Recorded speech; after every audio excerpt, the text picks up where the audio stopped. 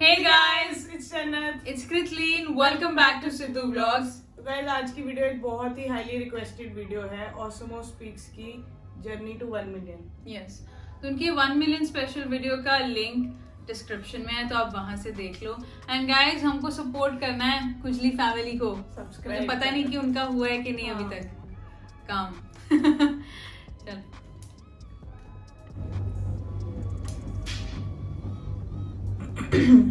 Let's 1 million subscribers finally. Thank you so much. इस दिन का मुझे 4 साल से इंतजार था। Thank you again. लेकिन एक मिनट, ये थैंक यू की स्पीच आखिर में करते हैं, उससे पहले मैं सुनाता हूँ आपको मेरी कहानी, my life, my journey, my story. कहानी शुरू करने से पहले मैं आपको बता दूं कि अभी से अगर आप इंटरेस्टेड नहीं हो तो जा सकते हो। हमारी दूसरी वीडियोस आती रहेंगी हंसी मजाक वाली, उनमें हमें ज्वाइन कर लेना। लेकिन ये 1 मिलियन स्पेशल है। तो मेरा नाम रजा समो है and I belong from a small town in Sindh जिसका नाम है लाड़काना। हाँ जी, जहाँ पे सारे भुट्टो दफन है वही लाड़काना। मेरे अब्बा जी मोटरसाइकिल्स की वर्कशॉप में काम करते थे। उन्होंने अपनी जिंदगी की पूरी जमा पूंजी सेविंग्स बना के एक ही ख्वाब देखा कि मेरा बेटा पढ़ लिख के बड़ा आदमी बन जाए। तो अखबार में एवं खबर आई, एक यूनिवर्सिटी थी जो एरोनॉटिकल इंजीनियरिंग कराती थी। मैंने टेस्ट दे दिया और मुझे नहीं पता कैसे मैं सेलेक्ट हो गया और मैं चला गया इस्लामाबाद एरोनॉटिकल इंजीनियर बनने। लेकिन मसला ये हुआ कि टीचर जो भी पढ़ाते थे वो मेरे सर से साइनोसाइडल वेव बना के निकल जाता था। मुझे कख नहीं समझ आता था, इसलिए मैं पीछे वालों के साथ शुगल लगा रहा होता था या फिर सरफराज भाई से भी बड़ी उबासियां ले रहा होता था। मसला ये था कि अपने शौक जरा फनकारों वाले थे। खाला, पप्पो, अम्मी, घर की सारी दूर दूर की औरतों से चंदा भीख मांग के DSLR ले लिया और हर कीड़े हर परिंदे की फोटो लेना भाई शुरू हो गया। फोटोग्राफी वाले कीड़े ने थोड़ी चुरपुर बंद की तो मैं फिर डांस करने लग गया। ये माइकल जैक्सन, ये पॉपिंग, लॉकिंग, टटिंग, वटिंग, शटिंग, भाई was killing it। स्टेज पे चढ़ने से सबसे बड़ा फायदा ये हुआ कि स्टेज का फियर खत्म हो गया। क्योंकि मैं अच्छा था तो लोग सारे चीयर अप करते थे। अगर बू करते तो शायद मेरा कॉन्फिडेंस वहां से शटर हो जाता। आज तो अपने मुंह मियां मिट्ठू मैं जरूर बनूंगा क्योंकि 1 मिलियन सब्सक्राइबर्स हुए। अब बात ये थी कि मैं थोड़ी सी स्केचिंग भी कर लेता था। थोड़ी कोई यूनिवर्सिटी में प्यारी लड़की दिखी, उसको बर्थडे पे स्केच बना के गिफ्ट कर देता था। ऐसी अच्छा लगता था। इसी दौरान मुझे दोस्त मिला शैरम, अब जो थोड़ी बहुत बीट बॉक्सिंग मुझे आती है। स्केचबुक उसका भी चैनल है।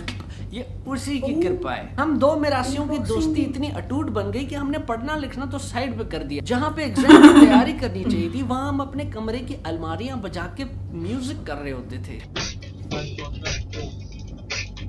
अब यूनिवर्सिटी में अगर कोई लड़का इतना मस्त मलंग हो कि झाड़ू को उठा के गिटार बजाने लग जाए तो फिर उसके दोस्त भी काफी बढ़ जाते हैं। क्योंकि हर इंसान फन चाह रहा है तो कोई अगर फन दे रहा है तो सब उसके पास आ जाते हैं। इसी तरह सोशलाइजिंग करते करते फ्रेंड्स का सर्कल बढ़ता गया। मतलब मैं full on centre of attention बन चुका था। मैं वही लड़का था जब पूरी क्लास के लोग ध्यान से लेक्चर सुन रहे होते थे और मैं लास्ट बेंच में बैठ के कोई पुट्टी हरकतें करता था। कोशिश यही होती थी कि सारे हंसें। ऐसी बस खुशी मिलती थी कि मैंने शुगल लगाया है, वाह भाई वाह। यूनिवर्सिटी की टाइमिंग में सबको हंसा खिला के शुगल मस्ती लगा के जब हॉस्टल जाते थे तो एक कंबल में 3 लड़के घुस के सीनियरों की गीबत का सेशन स्टार्ट कर देते थे। जब आप इतने हंसमुख और फनी गाए होते हो तो सब आपकी कंपनी चाह रहे होते हैं। इस वजह से मुझे अक्सर यूनिवर्सिटी की ट्रिप्स में आधे पैसे देने पड़ते थे या फिर फ्री में भी लोग लेके जाया करते थे। असल भाई के अंदर का पल तो खुलता ही तब था जब हम किसी ट्रिप पे बस में जा रहे होते थे। मतलब वो लड़का जो अंताक्षरियों में लीड कर रहा होता है, दुम्बक बजा के सबको नचा रहा होता है। किसी रोज तुमसे जब आप क्लास के लाडले होते हो ना तो आपकी बर्थडे पर केक भी इस तरह का कस्टम बन के आता है जिसपे आपकी शक्ल होती है। वो केक नहीं होता जिसपे आपकी मतलब शक्ल बनाते हैं, आपको बनाते हैं ऐसे रंगीन किस्म का। हालांकि खाने में वो बहुत ही बकवास होता है but just to show the other person that you are very important. अपना मूड हो ना हो, कमरे में कोई मेहमान आ गया तो पानी की बोतल उठा ली, दुम्बक उठा ली, जो दिल में आया उसको बजाने शुरू किया, गाने शुरू किए, बस एंटरटेन कर दिया। बस यही मकसद होता था, सबको खुश करना है। इसी में मुझे भी स्पेशल फील होता था। इस चीज को तो मैंने कम्प्लीटली इग्नोर कर दिया कि हर सेमेस्टर के बाद मेरा रिजल्ट बहुत खराब आता जा रहा है। बट फिर मैंने किया यूट्यूब चैनल शुरू जिसका नाम रखा मैंने खुजली फैमिली, और बहुत सारे दोस्तों के साथ मिलके मैं बनाने लगा स्केचेस, वीडियोस, एक्टिंग करता था, मिडिल क्लास किस्म की डायरेक्शन करता था, एडिटिंग करता था, मजा आता था। ये सब करने के बाद कौन प्लाज्मा फिजिक्स पढ़ता है? चल चल के जब 7वां सेमेस्टर आया तो जीपीए 2.0 से भी नीचे गिर गया और यूनिवर्सिटी ने बोला कि भाई अपना बोरिया बिस्तर बांधो और निकलो यहाँ से। मेरा नेचुरल रिएक्शन यही था कि ये कैसे हो सकता है? 3.5 साल है मेरी जिंदगी के, वो जाया नहीं हो सकती। मेरे बाप की सेविंग है, वो जाया नहीं हो सकती। मेरा बहुत ज्यादा वक्त है, मेरे यहाँ पे बहुत ज्यादा दोस्त हैं, ऐसे कैसे खत्म हो सकता है सब? बट यही कड़वी सच्चाई थी जो कि बदल नहीं सकती थी। एक और कड़वी सच्चाई ये है कि हैप्पी समों के साथ सब बैठ रहे थे, but nobody wants to sit with sad Samo. तो खुद ही सोच लो, अगर तुम्हारे लेफ्ट पे एक बंदा परेशान बैठा है और राइट पे तुम्हारे एक बंदा गिटार बजा रहा है, तुम किसके पास जाओगे? ऑब्वियसली गिटार वाले के पास, थोड़ा शुगल हो जाएगा। एंड राइट आफ्टर दैट मुझे एक कॉल आती है जिसमें मेरी सिस्टर बोलती है कि her mother has sold all of her jewellery on your studies. तो वो भी चली गई पानी में। Now my mother loves gold. मैं ये नहीं कह रहा कि my mother is a gold digger, but traditional Sindh की औरतों को गोल्ड बहुत ज्यादा प्यारा होता है। हॉस्टल से मैं अपना सामान इकट्ठा कर रहा हूँ निकलने के लिए, और मुझे ये पता है कि मेरे सारे उन दोस्तों के सामान अंदर ही पड़े, वो वहीं रहेंगे, लेकिन मैं निकल जाऊंगा। तो कहीं ना कहीं मुझे एक दुल्हन की रुखसती का दर्द मालूम है। अब घर पे तो मुंह अपना मैं दिखा नहीं सकता था, तो मैंने उधार शुधार लेके एक फ्लैट ले लिया। पैसे वैसे पास कोई थे नहीं, और उस फ्लैट के नीचे एक बाबा चने लगाता था। बाबे ने कहा कि बेटा बहुत हो गया तुझे उधार पे मैंने बहुत चने खिला दिए, तो अगर आज भी तेरे पास पैसे नहीं तो आई एम सॉरी, नहीं हो सकता। क्योंकि मैं खुद एक खुददार आदमी हूँ, तो मैंने कहा ठीक है चाचा जी ना दे। मैं मार्ट चला गया और वहां से मैंने लिए 2 टैंक के साशे। घर आए और 1.5 लीटर की पानी की बोतल में टैप वाटर डाल के साशे टैंक के डाल के I survived 2 days on that bottle. 2 freaking days on 1.5 litre tank की बोतल। गर्मियों में सुबह सुबह जब यहाँ से मुंह जलता था तो पता चलता था कि अच्छा सुबह हो गई है, 6 बज गए। चूंटियों की एक कतार रिंग के चली जाती थी, तब तो आदत सी हो गई थी, मुझे भी अच्छा लगने लग जाता। खैर प्रॉब्लम्स बढ़ते गए, मसले का हल कोई नहीं, सोल्यूशन नहीं तो और क्या हो सकता है? एस्केप। और बेस्ट एस्केप क्या होता है? ड्रग्स।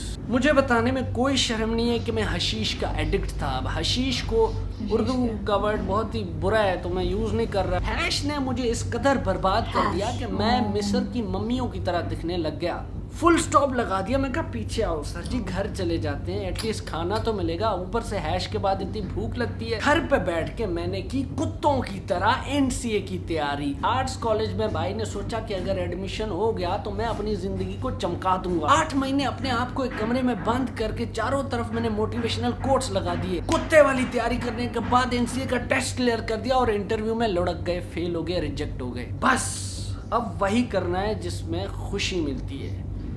किधर है नशा, कहाँ है अपन? और तब से शुरू हुआ darkest era of my life, because I started using crystal meth. Crystal meth is also called methamphetamine. World के सबसे डेडलीस्ट ड्रग्स में ये 6ठे नंबर पे आता है, जिसका मैं प्रॉपर 2 महीनों से एडिक्ट बन चुका था। क्रिस्टल मैथ एक ऐसा ड्रग था जो वर्ल्ड वॉर में सोल्जर्स को दिया जाता था ताकि उनको नींद ना आए, और जितना नींद नहीं आती उतनी आपकी सेहत खराब होती जाती है। I started using hash, crystal meth and consuming alcohol all at once. मैं ये सब अपने दोस्तों के साथ करता रहा और अचानक उनमें से एक दोस्त की डेथ हो गई, और उस इवेंट ने मेरा दिमाग कर दिया। अभी मैं बिल्कुल क्लियर हूँ, but coming back from all that shit was really difficult. वो 2 पल की खुशी के लिए भाग रहे होते और पीछे आपके मसले हल नहीं हो रहे होते, बल्कि बढ़ते जाते हैं। इसकी खूबसूरत मिसाल मैं ये देता हूँ कि जैसे आप ऑफिस नहीं जाते, लेकिन पीछे आपके ऑफिस में हर रोज कोई बंदा नई परेशानी की फाइल रखता जा रहा है। जब आप वापस आओगे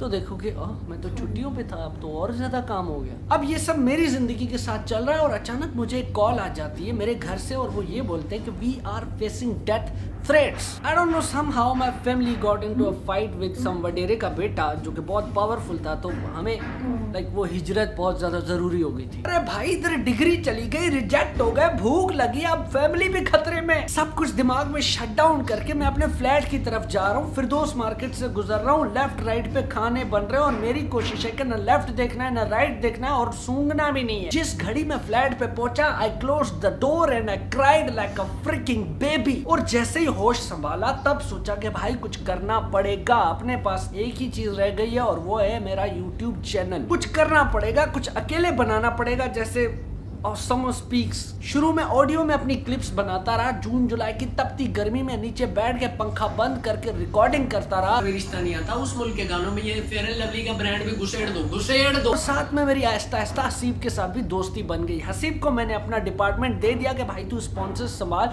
और अगर मुझसे कुछ सीखने को तुझे मिलता है तो अपना चैनल भी स्टार्ट कर दे। And he did that, it's a good step. और चलते ही चलते हमारे 1 लाख सब्सक्राइबर्स हो गए और सिल्वर प्ले बटन आ गया। उसी 1 लाख की खुशी में पहला फेस कैम किया, जिसमें आप क्लियरली बहुत ज्यादा गंदा किस्म का बदबूदार पसीना मेरे मुंह पे देख सकते हो। एक पाथ तो मिल गया था, लेकिन ये स्ट्रगल वाले रास्ते में कांटे बड़े थे। वो कांटों पे चलते चलते मैंने अपनी फैमिली को यहाँ पे शिफ्ट कर दिया, उनको घर लेके दिया, उनको गाड़ी लेके दी। But I am not breaking about the गाड़ी एंड द घर। The point is that you must not give up. So thank you. आपने सिर्फ वीडियो को व्यूज नहीं दिए, you have saved someone's life. ये थैंक यू मेरी तरफ से नहीं है, this is all from my family members. So thank you so much for 1 million subscribers. Keep supporting me and if this video somehow motivates you तो अपने सारे दोस्तों के साथ भी शेयर करो। थैंक यू, अल्लाह हाफिज। मिलते हैं अब एक रेगुलर वीडियो में।